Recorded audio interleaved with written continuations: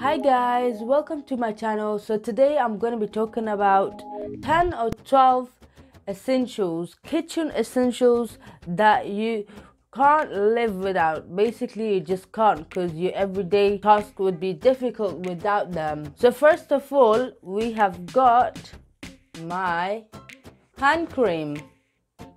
This is very useful if you're constantly washing the dishes and don't have a dishwasher. So basically, I use this after every wash. So every time I wash the dishes, I use this because then it will make my hand really nice and just like a usual hand cream. So although it says anti-aging, like I don't really care about it, but you can use any hand cream, I suppose. So this is the one thing that I can't live without in my kitchen, and I'm sure a lot of you guys wouldn't too. So the second thing is my peeler. So this peeler is actually really nice because I've had this for a very long time, and I only actually bought it for £2 from, I think, could have been TJ Hudges or Asda's, or I'm not too sure where I got this from, but this worked for me really well, and it's really sturdy and it just does the job. Alright, so this next one is a three-way plug. This is very useful because, say for example, if you're going to be like using different electric items in your kitchen, could be the blender, I don't know, your charger, or anything that you really need in the kitchen to be plugged in, this is really good. The reason I can't live without this is because I've only got limited plugs in my kitchen, and this really helps when it comes to, you know, using multiple electric devices. So this one is a really good thing to have. The next one is this hand lighter. So basically this is really good as opposed to the old, you know, cigarette lighter. Not old, but like people use this mostly for cigarette. I wouldn't want to keep this in my kitchen because a lot of the time when you're trying to light up something, either burns your hand. Like for example, if you're trying to light up your candles, for example. So if I try to do that, it'll be really hard for me to do so. So you see, I can't even reach it. But then when you have this, then it's really easy to actually light it up. There we go. Put this in here. Okay. The next thing is this blue square thing. Can someone guess what this could be? Comment below and tell me what this is before I tell you guys what this actually is. So it's blue and it's square, but it's a really handy thing. Right, so let's go ahead and see what this is. Have you already commented? I'm gonna wait a second. Have you guessed? Okay, so if you haven't already so, I'll show you what it is. This is a reusable ice board. This is really good because not only you can use this when you have bumps, say if your child or maybe yourself have fallen down, you hit yourself against something, then this comes really handy. It's basically you put it in the freezer and you then take it out and put it in your hand or wherever you've got a bump or you have hurt, then this will work for you to ease off your pain. Right, so I bought this from Matalan. These are quite small, but it comes in threes. So you can just use it whenever you want and use the other ones as well if you need it more. So this is basically what it is. So this is really good to have in the kitchen because you never know what happens in the next minute or so. If you don't get any bumps, then this is what it is. This is what you want, okay? And the next one is this one that you've been looking at. It's basically a vitamin C pulver. So it's called vitamin C pulver. It's because this is from Germany. I use this in my tea and my green tea especially. So usually green teas, they change color after the first cup that you have poured. And then after that, a lot of the time people don't like the color, and then they'll just waste it and put it in the sink. So this is a really good thing to use. You only just use 1 spoon in a full flask. So just 1 spoon. It's really small spoon. And if you don't have this, then an alternative thing that you can use is a lemon. So yeah, this is what it looks like. Okay, the next one is this heavy thing.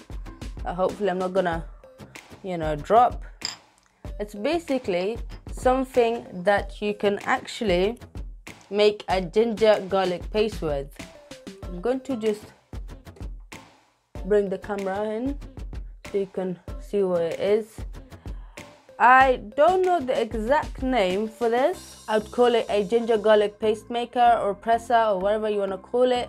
But then sometimes back I was watching one of the videos on this popular Indian chef on YouTube called Washef or Vashef or whatever he wants to call himself. He's a really good chef and he's been on YouTube for a very long time.